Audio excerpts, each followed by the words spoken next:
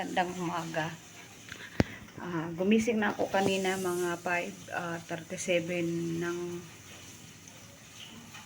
umaga. Tapos diretso ako paghugas ng plato dun sa gawas. Kasi yung banggirahan namin dito hindi pa tapos. Tapos nagsaing na ako ng kanon. Tapos magluto na ako ng ulam. So ulamin ng aking dalawang anak. Nabili ko to ng 90 pesos, 5 piraso. 90 pesos, tapos 5 piraso na bangus.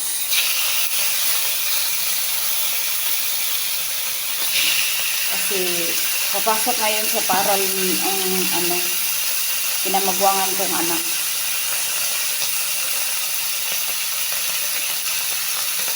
Ganyan lang guys. Ayan, may sobra pa dito guys, isa. Kasi yung dalawa kagabi, inulam namin. 90 pesos guys, nabili ko to ng 90 pesos, 5 piraso. Ayan po siya. Isa na lang ang naiwan. Dahil niluto ko pa sa butin yung dalawa. Ayan guys, maghukad na ko kay biskwila na akong anak. Kain na siya ng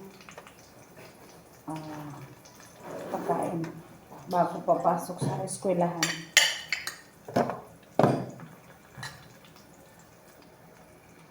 Naluto na yung bangos at saka kumain na ang aking anak.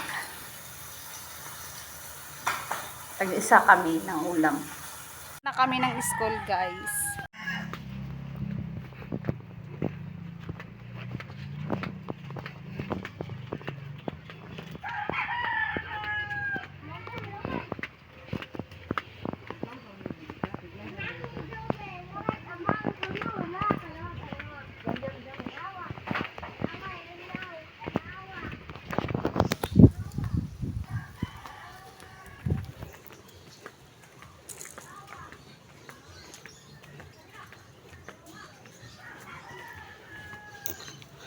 Pupunta na kami ng eskwelahan dahil late na.